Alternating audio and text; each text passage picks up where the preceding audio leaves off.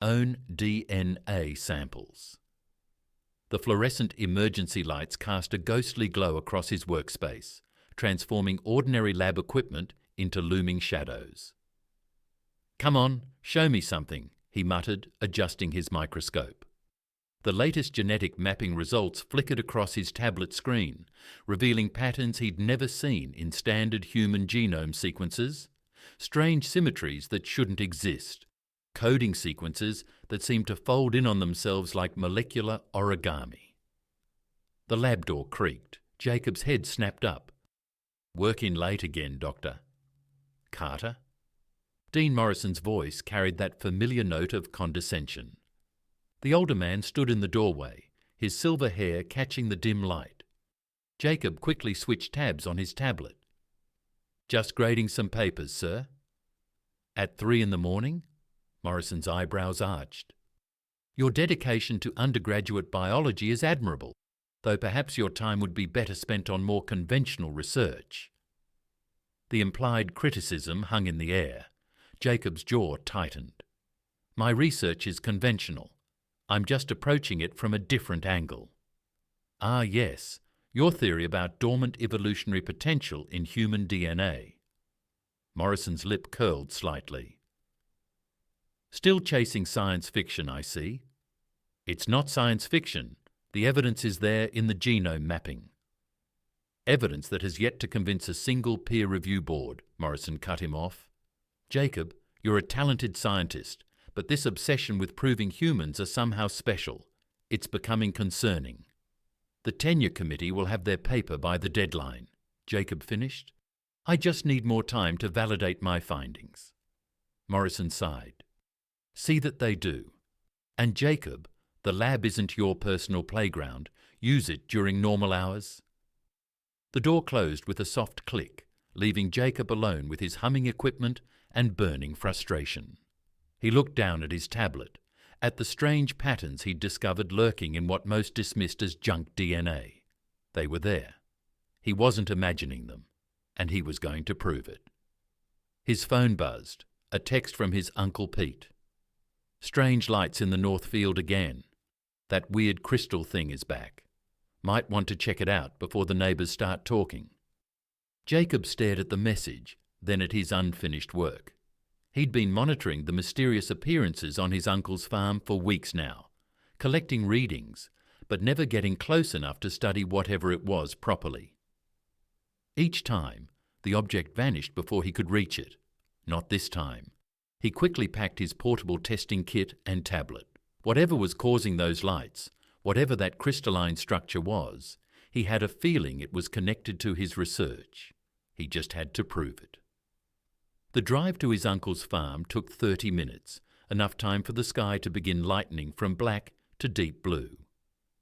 As he pulled up to the weathered farmhouse, he saw it, a soft, pulsing glow coming from behind the old corn silo. Uncle Pete met him on the porch, still in his pyjamas and work boots. "There you are. Damn thing's been getting brighter for the past hour. Mrs. Henderson next door already called, asking if we're running some kind of light show. Has anyone else seen it?" "Not yet, but you better hurry if you want to study it. Never sticks around long." Jacob nodded, grabbing his equipment. "I'll be quick. Just need some readings." But as he rounded the silo, he stopped dead in his tracks. The object wasn't just glowing, it was hovering 3 feet off the ground. A crystalline structure the size of a basketball seemed to pulse with its own inner light. Geometric patterns shifted across its surface like living mathematics, and it was humming the same frequency as his lab centrifuge. "My God," he breathed, pulling out his tablet with shaking hands. This was it. This was the proof he'd been looking for. He just had to... The crystal pulsed brighter as he approached, its hum rising in pitch. Jacob's hands tingled with a strange electricity. Following pure scientific instinct, he reached out and grasped it. The world exploded in light. When his vision cleared, he found himself holding the humming crystal. Standing before him was something even more impossible. A woman, with skin the colour of emeralds and eyes that seemed to contain entire galaxies. She smiled, revealing teeth that were just a bit too perfect to be human. "Hello, Professor Carter. I see you found one of our beacons." She held up a matching crystal. "These always work in pairs." Jacob stumbled backward, his tablet clattering to the ground. The alien woman, because what else could she be, caught it with impossible grace before it hit the dirt. "Careful with that," she said, examining the device, "though I must say your scanning technology is rather quaint, like watching someone try to map an ocean with a teaspoon." Her accent was untraceable, her English perfect, but with an almost musical lilt. "You're—" Jacob's scientific mind warred with what his eyes were telling him. "You're not human." How wonderfully observant. She handed him back his tablet. "I'm Tia, and you, Jacob Carter, are far more interesting than you realize." A rumbling sound drew their attention skyward. Through the pre-dawn haze, something massive was descending. A ship, its hull gleaming like liquid metal in the growing light. "Ah!" Tia's smile faded slightly. "They're earlier than expected." "They?" Jacob's voice cracked. "There are more of you?" "Many more, though not all as friendly as I am." She stepped closer, her emerald skin seeming to shimmer. "We should probably move this conversation somewhere less exposed. Your uncle's house, perhaps?" As if on cue, Uncle Pete's voice carried from the porch. "Jake, you okay back there? What's all that noise?" Tia raised an eyebrow. "Unless you'd prefer to explain to him why there's an alien ship about to land in his cornfield?" Jacob looked between the descending ship, the impossibly beautiful alien before him, and his uncle's approaching footsteps. His life's work had been proving something extraordinary about human DNA. Now the extraordinary had literally landed in his lap and was smirking at him with unnervingly perfect teeth. "Fine," he said, "but you're going to explain everything." "Oh, I'll explain quite a lot," Tia replied, already walking toward his car. "Though everything might be a bit ambitious for your current level of understanding. No offence intended." "Offence taken," Jacob muttered, following her. He called out to his uncle. "Everything's fine. Just some equipment malfunctions. I'll check it again tomorrow." They reached his car just as the ship disappeared behind the tree line, its landing sending vibrations through the ground. Tia slid into the passenger seat with fluid grace, immediately beginning to examine his dashboard with childlike curiosity. "Fascinating. You still use internal combustion engines? How charmingly retro." Jacob started the car, his mind racing. "Where exactly am I supposed to be taking you?" "Your lab would be ideal. We need to compare my data on your genetic structure with your own findings." She paused, studying his expression. "You're taking this remarkably well, by the way." "I'm probably in shock," Jacob admitted, pulling onto the main road. "Also, I've spent years being called crazy for suggesting human DNA might have unusual properties. Having an actual alien show up to discuss my genetics feels almost validating." Tia's expression softened slightly. "Your theories weren't wrong, you know, just incomplete. Human DNA isn't just unusual. It's unique in ways that could change the course of galactic history." She glanced in the rearview mirror. "Which is why we should hurry. That ship belongs to the Arcturian Genetic Council, and while they're not technically enemies, they're, let's say, aggressively interested in your particular genetic makeup. What's so special about my DNA? It's not just yours specifically, though you do have a particularly strong expression of the traits we're interested in. Human DNA contains patterns we've only seen in artifacts left by the architects, a species that vanished millennia ago, leaving behind technology we still barely understand. Like that crystal you were so eager to poke at." Jacob processed this as they drove through the empty pre-dawn streets. "The patterns I found in the supposedly junk DNA sequences are basically genetic artwork, left by the most advanced species the galaxy has ever known. Tia finished. And those patterns might be the key to saving several species from genetic deterioration, including mine. A flash of light in the rearview mirror caught Jacob's attention. Something sleek and silvery was following them, hovering about 20 feet above the road. "Don't panic," Tia said calmly, "but we're about to have company." "Is that the Arcturian ship?" "No, that's a cultural attaché from Proxima Centauri." Her tone turned wry. "She must have picked up my signal. News travels fast when it comes to, well, you." The hovering vehicle accelerated, pulling alongside them. Through its translucent hull, Jacob glimpsed a figure with violet skin and flowing silver hair. She was stunning in an otherworldly way, like a sculpture come to life. The alien woman blew him a kiss and gestured for him to pull over. "Don't," Tia warned. "Queen Nari is known for being rather acquisitive about things she wants." "Queen?" Jacob's knuckles whitened on the steering wheel.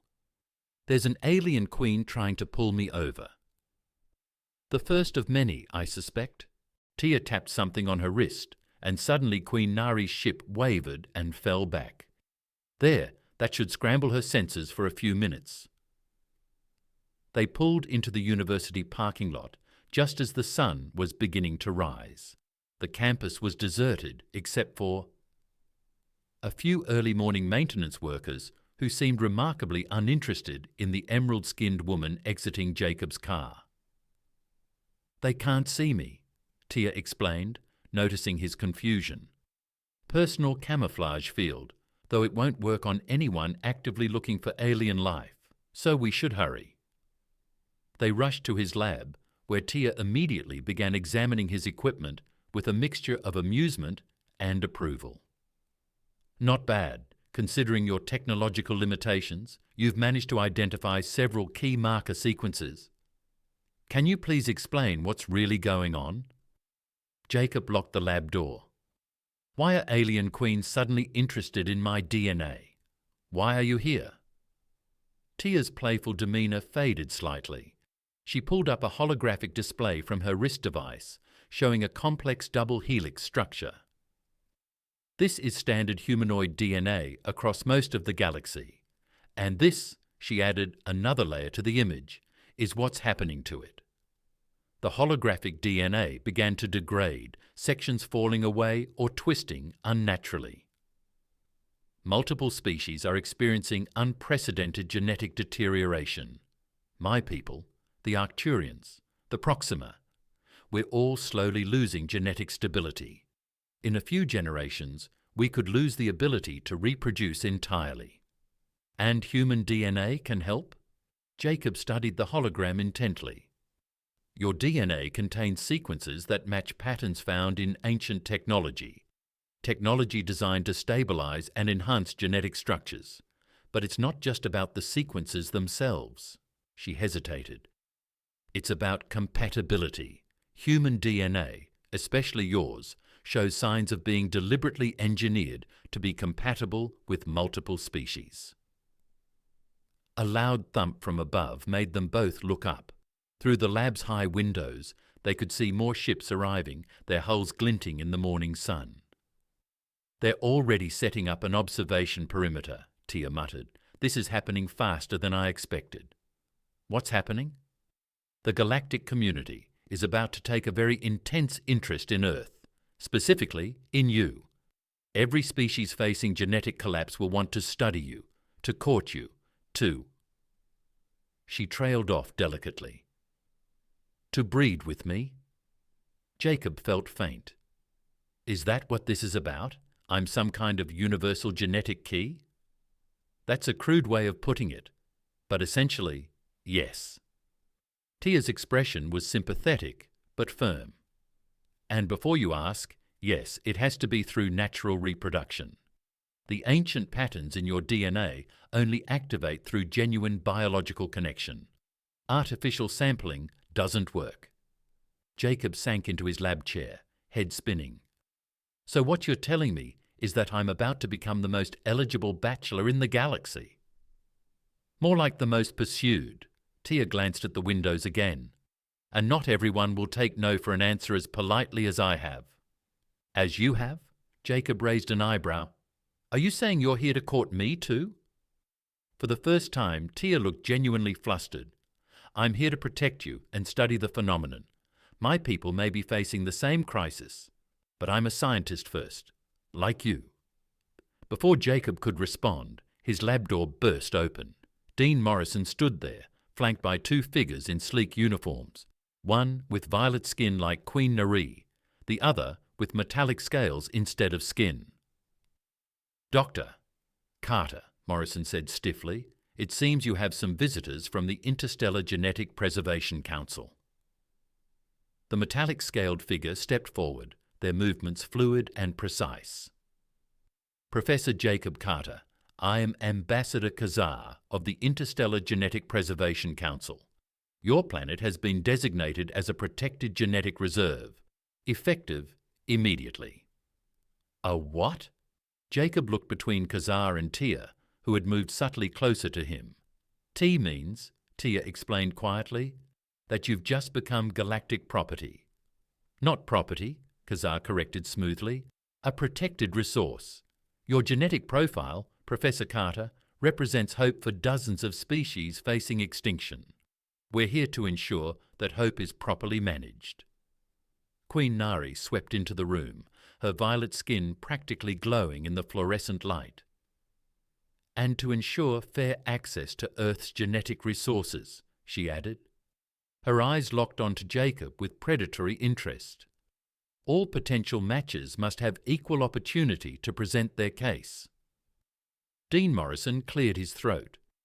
Dr. Carter, as a representative of the university, I must inform you that your unique situation has already been discussed with various Earth governments.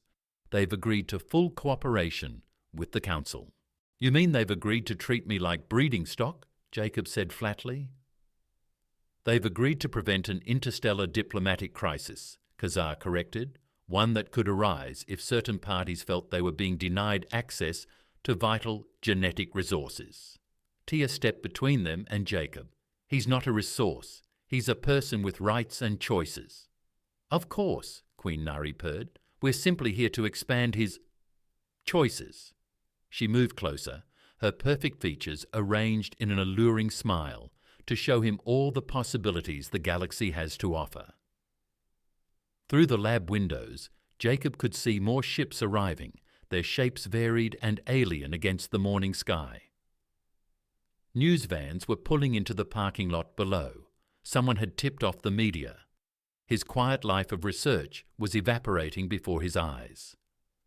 What if I refuse? He asked, already knowing the answer. Kazar's metallic scales shifted in what might have been sympathy. That would be unfortunate. Several species are depending on the possibility of genetic stabilization. The political implications of refusal could be severe. In other words, Tia said bitterly, Earth isn't ready for the kind of attention refusing would bring. Jacob looked at his lab equipment, at the research he'd done trying to prove human DNA was special. He'd wanted recognition, wanted to prove he wasn't crazy. Now that proof had arrived in the form of an interstellar dating competition he wanted no part of. I need time, he said finally, to process this, to understand what's being asked of me. Of course, Kazar nodded, you'll be given quarters in the diplomatic compound we're establishing, for your protection. Naturally, he'll stay where he chooses, Tia countered, and I'll be staying as his scientific advisor. Queen Nari's perfect features showed a flicker of annoyance. We all will be staying, dear. The Council has declared open courtship season, after all. Jacob watched as more figures appeared in the hallway behind Morrison. Aliens of various shapes and colours, all focused on him with intense interest. His dream of proving humanity's special place in the cosmos had come true in the worst possible way. He caught Tia's eye, saw genuine concern there beneath her usual sardonic expression. At least he had one ally in this mess, even if her own motives weren't entirely clear. Fine, he said, straightening his shoulders. But I have conditions. This happens on my terms, or it doesn't happen at all. The gathered aliens murmured among themselves. Kazar's scales rippled thoughtfully. State your terms. But before Jacob could speak, alarms began blaring throughout the building. Through the windows, a massive ship was descending, larger than any that had arrived so far, its hull dark and threatening. Ah, Queen Nari sighed. It seems the Arcturians have finally arrived. Tia grabbed Jacob's arm. And that's our cue to leave. Now. As they rushed from the lab, pursued by protest from the council and sultry calls from Queen Nari, Jacob realized his life had irrevocably changed. He'd wanted to prove human DNA was special. Instead, he'd become the galaxy's most eligible bachelor, with the fate of multiple species hanging on his choice of partner. The first act of his ordinary life was ending. The question was, would he be able to write the next act on his own terms, or would the galaxy write it for him? You know, when I said I wanted to work from home, this isn't exactly what I had in mind, Jacob muttered, peering through his living room blinds at the array of alien ships hovering over his suburban neighbourhood. 3 weeks had passed since his life had turned into what felt like a cosmic reality show. Tia lounged on his couch, her emerald skin contrasting with the worn beige upholstery as she flipped through channels on his TV. At least they're respecting the restraining field I put up. Mostly. Mostly doesn't explain why I found Queen Nari in my kitchen this morning trying to make me pancakes. Were they at least good pancakes? They were purple, and they started hovering. Tia snorted. Classic Proximan cooking. They never could grasp that not everything needs to be anti-gravity compatible. She sat up, her expression turning more serious. But we should talk about the results from your latest blood work. Jacob dropped onto the couch beside her, careful to maintain what he'd learned was a professional distance. Though lately, that distance had started feeling more like a challenge than a boundary. Let me guess. More mysterious markers? More than that. Tia pulled up a holographic display from her wrist device. Your immune system is extraordinary. The way it adapts and evolves, I've never seen anything like it. Almost as if it was designed that way, Jacob finished. He'd been pondering the same thing since discovering his own unusual resistance to disease years ago. That's what started my whole research project. I haven't been sick since I was 12. Tia's eyes widened. Why didn't you tell me this before? Because the last time I told a colleague about my perfect health record, they suggested I was either lying or a hypochondriac. He managed a wry smile. Didn't think it was relevant to the whole galaxy's most eligible bachelor situation. Jacob, it's not just relevant. It might be central to everything. Your immunity, your genetic compatibility, they're connected. She leaned closer, her excitement making her eyes sparkle. The architects didn't just leave patterns in your DNA. They left a complete system for genetic adaptation and repair. Aloud. A crash from the kitchen interrupted them. They rushed in to find Queen Nari had somehow bypassed the restraining field again. She stood among scattered pots and pans, wearing what appeared to be an attempt at a traditional American housewife's outfit, though the violet skin and floating hair somewhat ruined the effect.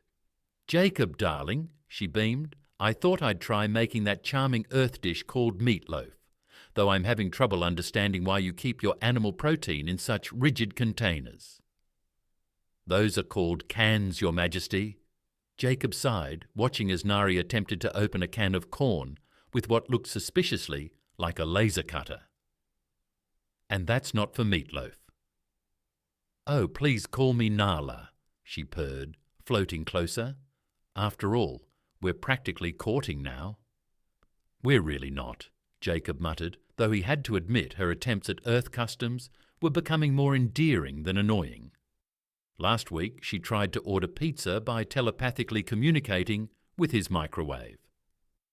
Tia stepped between them, her usual sardonic smile a bit tighter than normal. Fascinating as this domestic invasion is, we were in the middle of something important.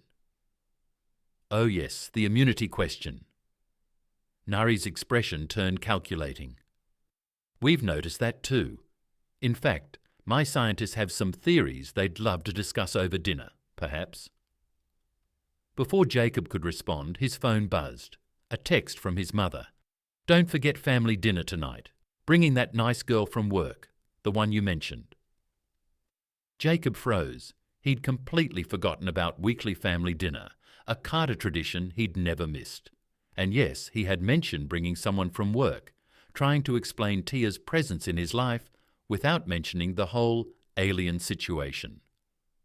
"Everything okay?" Tia asked, noticing his expression. I hope you like pot roast." He showed her the text. Nari clapped her hands delightedly. "Earth family customs. I simply must observe this anthropological phenomenon." "Absolutely not," Jacob and Tia said simultaneously. "What you must do," Tia continued firmly, "is respect the restraining field and proper diplomatic protocols." "But I am being diplomatic," Nari protested, gesturing at her outfit. "I'm even wearing these primitive fabric coverings instead of my natural bioluminescence." Jacob pinched the bridge of his nose. "Look, Nari, I appreciate the effort, but my parents think I'm bringing a colleague from the university. Just Tia, who they think is very much human." "And how exactly were you planning to explain my skin tone?" Tia asked dryly. "I told them you're from California." Both aliens stared at him. "What? It worked. Mom just said, 'Oh, that explains it,' and started planning what wine to serve." A sudden ripple of energy made them all turn. The paired crystals, Jacob's in its lead-lined box and Tia's in her scientific kit, began pulsing in synchronization. As they watched, it projected a complex series of star maps across his kitchen walls. "That's not good," Tia muttered, studying the patterns. "These coordinates, they're getting more specific." "More specific to what?" Jacob asked, though part of him already knew. "To you. It's like the device is calling something, or someone." Nari's playful demeanour vanished. "The Arcturians. They must have similar devices tracking the signal." She turned to Jacob, suddenly serious. "You need protection." "My fleet will stay exactly where it is," Tia cut in. "The Council's restraining field applies to everyone." Jacob's phone buzzed again. "Mom wants to know if you have any food allergies," he told Tia weakly. She gave him a look that somehow combined exasperation and fondness. "Tell her I'm fine with anything, but we need to deal with this signal now." Before they could act, the kitchen lights flickered. A deep thrumming filled the air. "Too late," Nari whispered. The shadows in the kitchen stretched and twisted unnaturally as a new presence made itself known. Through the window, Jacob could see a massive ship descending, sleek, black, and somehow wrong in a way that made his eyes hurt to look at it. "Ingsara," Tia breathed, unconsciously moving closer to Jacob. "The Arcturian sovereign." "Well," Nari huffed, smoothing her Earth-style dress, "this dinner party just got considerably more complicated." Jacob's phone buzzed yet again. This time it was his sister. "Mom's making her famous apple pie. Don't you dare be late again." "You know what?" Jacob grabbed his car keys. "Let's go. Right now." "Go?" Tia blinked. "The most dangerous genetic manipulator in the galaxy is landing in your backyard, and you want to go to family dinner?" "Exactly. Let them deal with my mother's passive-aggressive comments about my career choices and dating life. I bet even Ingsara would think twice." A laugh escaped Tia before she could stop it. A real one, not her usual sardonic chuckle. The sound made something warm flutter in Jacob's chest. "You can't just leave," Nari protested. "This is a diplomatic crisis." "Watch me," Jacob said. Jacob grabbed Tia's hand without thinking. "Coming?" She looked at their joined hands, then at his face. To meet your parents as your colleague from California? Well, you did say you wanted to study human customs up close. The kitchen began to vibrate as Inshara's ship got closer. Objects started floating, including Nari's failed attempt at meatloaf. Fine, Tia said quickly, but I'm driving. Your Earth vehicles are laughably slow. They made it to his car just as a beam of dark energy pierced the clouds above his house. Jacob caught a glimpse of a figure materializing in his kitchen, tall, elegant, and radiating cold power. Your mother's pot roast better be worth potentially starting an interstellar incident, Tia muttered as they sped away. Trust me, it is, though fair warning, she's definitely going to ask when we're getting married. When we're what? I may have mentioned you were a colleague, and brilliant, and that we spend a lot of time together in the lab. To my mother, that's practically an engagement announcement. Tia's green skin took on a slightly darker hue that Jacob was starting to recognize as a blush. You talk about me to your mother? I dot. Now it was his turn to blush. You're kind of a big part of my life now, even if most of that involves preventing alien queens from redecorating my kitchen. They drove in charged silence for a moment, both very aware of how normal this felt, despite the alien ships following at a discreet distance, and the fact that Tia had somehow modified his Honda Civic to break several laws of physics. Jacob, she said finally, her voice unusually hesitant. There's something I need to tell you about my people. We're not just facing genetic degradation. We're... His phone interrupted again, this time with a text from Inxara herself. Your departure is noted, Professor Carter, but do not think you can escape your destiny. The pain of my people demands action. How did she get my number? Probably from Nari's group chat. There's a group chat. Oh yes, Earth's hottest bachelor fan club. They share tips on Earth customs and debate the best ways to court you. Last week, they were very excited about something called Netflix and Chill. Jacob groaned. Please tell me you're joking. Tia's smile didn't quite reach her eyes. I wish I were, but Jacob, about what I need to tell you? The crystal device, Jacob realized suddenly. The pain Inxara mentioned. That's what's happening to your people too, isn't it? Tia's hands tightened on the steering wheel.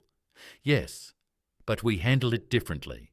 The Arcturians believe in forcing evolution, in taking what they need.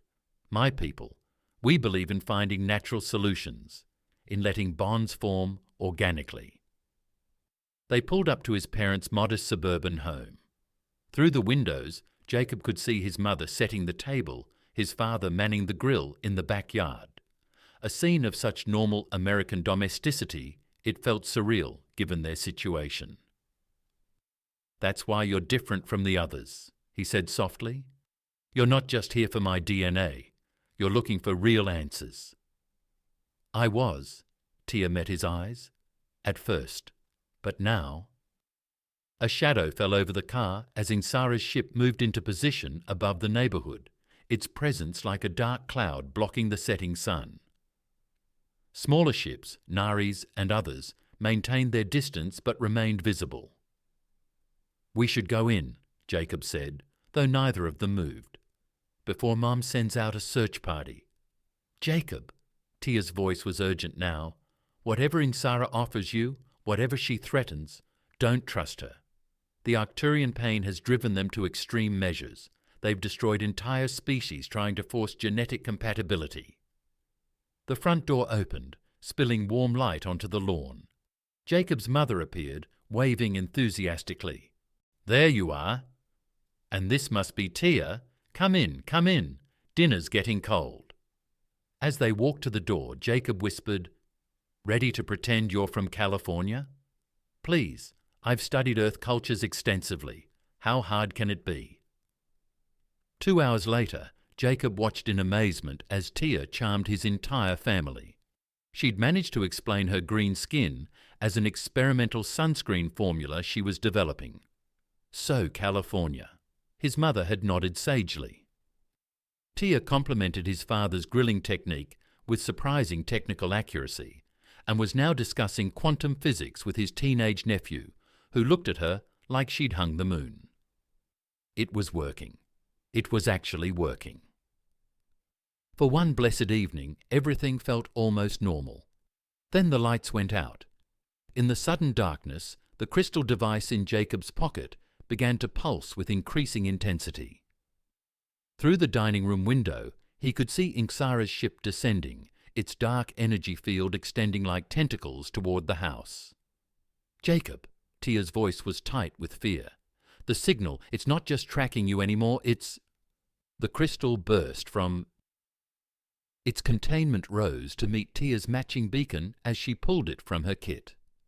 Complex patterns of light spiraled out from it, forming a double helix that seemed to reach into infinity. "Oh my," his mother said faintly. "That's not from California, is it?" Before anyone could respond, the dark energy tendril smashed through the windows. Jacob felt something cold wrap around his mind, and Ingsara's voice echoed in his thoughts. "Enough games, Professor Carter. Your genetic pattern holds the key to ending our pain, and I will have it, with or without your cooperation."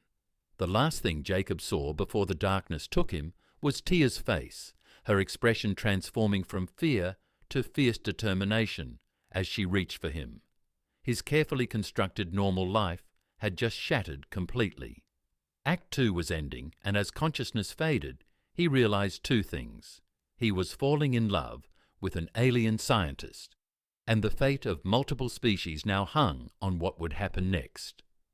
Jacob regained consciousness in what appeared to be a high-tech medical bay, the dark metal walls pulsing with faint bioluminescent patterns. His first coherent thought was of his mother's interrupted dinner party. "Mum's going to kill me," he muttered, assuming the aliens don't beat her to it. "Your maternal unit has been adequately contained," a cold voice responded, "along with the rest of your family." Ingsara stepped into view, her form both beautiful and terrifying. Unlike Nari's violet warmth or Tia's emerald vitality, Ingsara's skin seemed to absorb light, creating an effect like living shadow. Her movements were too perfect, too precise, as if she'd studied human motion, but couldn't quite replicate its natural imperfections. "Where's Tia?" Jacob demanded, struggling against his restraints. "The verdant scientist is occupied," Ingsara replied. Her smile didn't reach her eyes. "But we have more pressing matters to discuss. Your DNA, for instance, and how it will save my species by force. That's not how it works. The device is an artifact, nothing more. My scientists have already begun analyzing your genetic structure. We don't need ancient technology to tell us what we can take for ourselves." A screen materialized, showing Jacob's family confined in what looked like a luxurious but secure holding area. His mother was giving one of Ingsara's guards her patented disappointed parent look while simultaneously trying to force-feed them pot roast. "Your maternal unit is formidable," Ingsara admitted. "She's already organized the other prisoners into a cooking rotation and established a book club." Despite everything, Jacob had to suppress a laugh. Trust his mom to treat alien abduction like a neighborhood social event. "But sentiment won't save them," Ingsara continued. "Only your cooperation can do that. My people suffer constant pain as our genetics degrade. Every moment you resist condemns more of us to agony." "If you're in such pain," Jacob challenged, "why waste energy maintaining a prisoner facility nice enough for a book club?"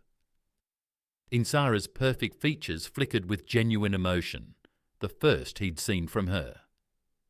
"Because, despite what you may think, we are not monsters. We simply cannot afford the luxury of waiting for natural solutions while our children scream in pain." Before Jacob could respond, alarms blared throughout the ship. The screen showing his family switched to an external view, revealing absolute chaos in the skies above his small town. Hundreds of ships had appeared. Some he recognized as belonging to Nari's fleet, others completely new. At their center, a familiar crystalline structure was growing, expanding until it dwarfed even Ingsara's massive vessel. "Impossible," Ingsara breathed. The crystals were separated. "Yeah, about that," a wonderfully familiar voice called from the doorway. "Maybe don't underestimate Earth storage solutions next time." Tia stood in the doorway, looking slightly singed but triumphant. The paired crystals floated between them, their energies intertwining. Behind her, Jacob glimpsed Queen Nari leading what appeared to be a heavily armed rescue party, wearing Earth's hottest bachelor fan club t-shirts. "How?" Ingsara demanded, dark energy crackling around her form. "Twin beacons need to be kept apart." Tia smirked. "Your mum's casserole dish made an excellent hiding place for mine." "The device responds to her," Jacob realized, "like it responds to me." "Because she actually bothered to form a real connection with you," Nari called out, her violet skin glowing with battle readiness. "Unlike some people who just want to harvest genetic material." Ingsara's perfect composure cracked. "You don't understand. None of you understand what it's like, watching your people suffer, feeling the degradation in your own cells." "Actually," Tia interrupted, her voice gentler now, "we do understand. Why do you—" "I think we're all here, but there's a right way and a wrong way to save our species. The architects left us a roadmap. We just weren't seeing it clearly." The crystal device pulsed brighter, projecting complex patterns across the medical bay. But this time, instead of star maps or DNA sequences, it showed something else: connections. Billions of lines of light linked different genetic patterns, strengthening and stabilizing each other. "It's not just about compatible DNA," Jacob said slowly, understanding dawning. "It's about connection itself, real bonds between species, freely chosen and honestly felt. The architects didn't engineer humanity to be universal donors. They engineered us to be bridges." "Bridges?" Ingsara's voice held both skepticism and desperate hope. "Look at the patterns," Tia urged. "Each connection makes both parties stronger. It's not about taking or forcing, it's about growing together. That's why artificial sampling doesn't work. The DNA has to want to adapt." "DNA doesn't have want," Ingsara scoffed, but her resistance was weakening. "Doesn't it?" Jacob asked. "Every cell in our body strives to survive, to connect, to become more than it is. But it can't do that under force. Trust me, I'm a biology professor." A small explosion rocked the ship, followed by what sounded suspiciously like Jacob's mother yelling about proper dinner party etiquette. "Speaking of force," Nari said dryly, "perhaps we should continue this discussion somewhere less combustible, preferably before Mrs. Carter convinces more of your guards to join her recipe exchange program." The dark energy around Ingsara flickered and faded. For a moment, she looked less like an all-powerful genetic manipulator and more like someone desperately trying to save her family. "Your mother," she said to Jacob, "has been teaching my guards about something called comfort food. They've started asking for sick days." "Yeah, she has that effect on people," Jacob grinned as Tia released his restraints. "Even alien people, apparently." Another explosion rattled the ship, this one accompanied by his father's voice. "Nobody leaves a Carter family dinner early. It's just not polite." "Your parental units are remarkably adaptable," Nari observed, watching the chaos on the security feeds. "They organized an entire resistance movement based on Earth social customs." "Speaking of customs," Tia said, helping Jacob to his feet, "the device is showing something new." The crystalline structure had expanded its projection, filling the room with intricate patterns of light. But now they could see words interwoven with the genetic codes, ancient instructions written in a language that somehow translated itself directly into understanding. "The architects," Jacob read, fascination overtaking his fear, "created humanity as part of a grand experiment in genetic harmony. They knew forced evolution would eventually lead to degradation. So they engineered a species capable of forming adaptive bonds naturally. Through love, Tia added softly. They literally engineered love into human DNA. Inzara stepped closer to the projection, her shadow-dark skin reflecting the patterns. But how does that help my people now? Our pain is real, immediate. Because, Jacob said, reaching for Tia's hand without hesitation, now we understand how to fix it, not through force or artificial manipulation, but through genuine connection. Your scientists have been trying to extract and replicate human DNA patterns, but those patterns only activate when there's real emotional resonance. Like how the device responds to both you and Tia, Nari observed shrewdly, because your connection is real. Jacob felt Tia's hand tighten in his. The crystal pulsed brighter, its light seeming to flow between them. Exactly, he continued. We don't need to force anything. We just need to create opportunities for real bonds to form, whether they're romantic, familial, or just genuine friendship. Each connection helps stabilize the genetic patterns of both species involved. Like how your guards are already showing reduced pain levels after bonding with my mum over recipes, Tia added. The effect is small, but it's real. And it's just the beginning.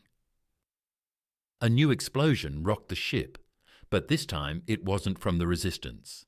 The massive crystalline structure outside had begun to transform, its surfaces reflecting and refracting until it formed what looked like a giant laboratory suspended in the sky. The architects didn't just leave us instructions, Tia breathed. They left us everything we need to make it work, a genetic research facility. Inzara realized, designed specifically for cross-species collaboration. And look where it's centered, Jacob pointed out. The floating structure had positioned itself directly above his uncle's farm, where everything had started. They planned this all along, Tia murmured. They knew eventually we'd figure it out. Assuming we didn't destroy each other first, Nari added dryly. Speaking of which, Inzara, perhaps it's time to consider a less aggressive approach to diplomacy. The Arcturian sovereign stood silent for a long moment, watching the patterns of light dance across her skin. When she spoke, her voice had lost its cold perfection. My younger sister, she said quietly, hasn't slept in 3 years because of the pain. I promised her I would find a cure, no matter the cost. She turned to Jacob and Tia. But perhaps the cost doesn't have to be so high. It doesn't, Jacob assured her. Look, we're already seeing results with just casual interactions. Imagine what we could accomplish with dedicated research, voluntary participation, and actual understanding of how these bonds work. The security feed showed his mother, now firmly in control of the holding area, organizing what appeared to be an impromptu potluck while lecturing alien guards about proper table settings. Your maternal unit, Zara observed, has reduced pain levels in that entire section by 23%, simply by treating my people like family. That's Mom for you, Jacob grinned. Never met a person or alien she couldn't adopt. So, what do you say? Tia stepped forward, offering her hand to Inzara. Instead of fighting over human DNA, we work together to understand it, to create something that helps everyone. The dark energy around Inzara flickered one last time, then dissolved completely. She looked at Tia's offered hand, then at Jacob, and finally at the magnificent structure floating above the Iowa countryside. My sister, she said finally, would probably enjoy your mother's book club. As the sunset painted the Iowa sky in shades of pink and gold, the newly established Interstellar Genetic Research Institute hummed with activity.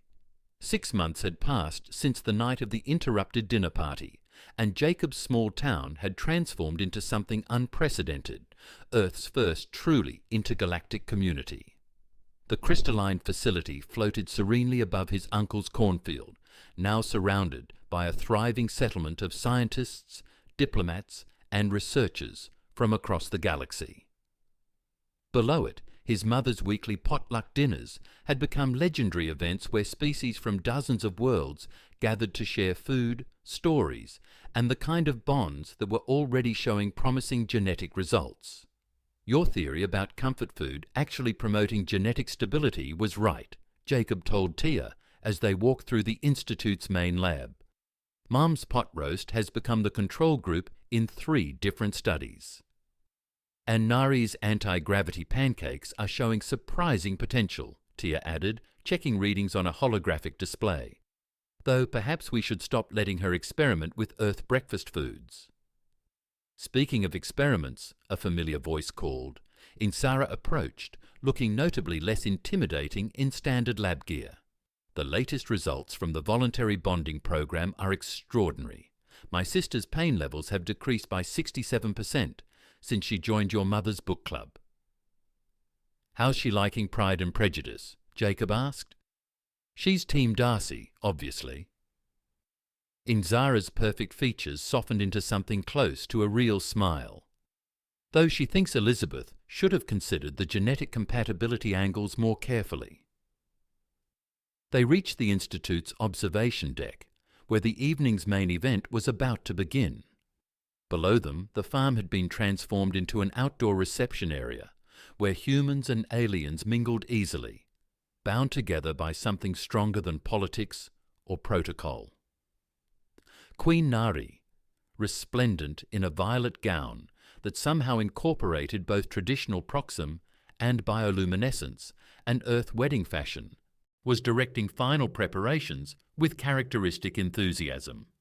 The first official interspecies union on Earth, she declared proudly, though certainly not the last, if my dating app for genetic compatibility takes off. You created a dating app? Jacob asked, alarmed. Of course, we can't all rely on dramatic alien abductions and family dinner interruptions to find love across the stars. Tia laughed, her emerald skin glowing in the sunset light. She has a point, though I prefer our way. Jacob looked at her, his brilliant, sarcastic, beautiful alien scientist, and felt the paired crystals they each carried pulse warmly in response to his emotions. The same device that would, in a few minutes, help them formally bind their genetics together in front of representatives from across the galaxy. Ready to make history? He asked, offering her his arm. Please, she smirked. We already did that. This is just making it official. As they descended to join their impossibly diverse gathering of friends and family, Jacob reflected on how much had changed. His quiet life had exploded into something extraordinary. His small-town existence had expanded to encompass the stars themselves. But in the end, it wasn't about genetics or ancient artifacts or even saving multiple species. It was about connection. Real, genuine connection. Real, genuine bonds that transcended biology and crossed the boundaries of space itself. By the way, Tia whispered as they reached the makeshift altar, your mother's already planning next week's potluck. Apparently, she's teaching the Arcturians how to make apple pie. Jacob grinned. Well, you know what they say. The way to universal genetic stability is through the stomach. Nobody says that. They will now.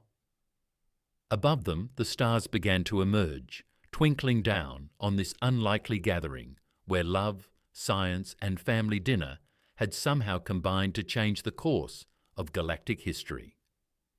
And as Jacob took Tia's hand, ready to begin their next chapter together, he couldn't help but think that sometimes the most extraordinary discoveries come from simply opening your heart to the impossible. This story began, like many scientific discoveries, with an unexpected observation in an Iowa cornfield. But unlike most discoveries, this one grew into something far more peculiar. A tale of alien DNA, hovering pancakes, and a mother's pot roast that somehow became central to interstellar diplomacy. To those who followed Jacob and Tia's journey, from that first crystal's glow to their rather unconventional wedding, thank you for believing that even the most outlandish scientific theories sometimes just need a family dinner to prove them right. And if you ever find yourself in a small Midwestern town, where the local diner serves both human and alien cuisine, where book clubs discuss Earth classics with beings from across the galaxy, and where love proves stronger than genetic engineering, well, you might just have wandered into the right universe.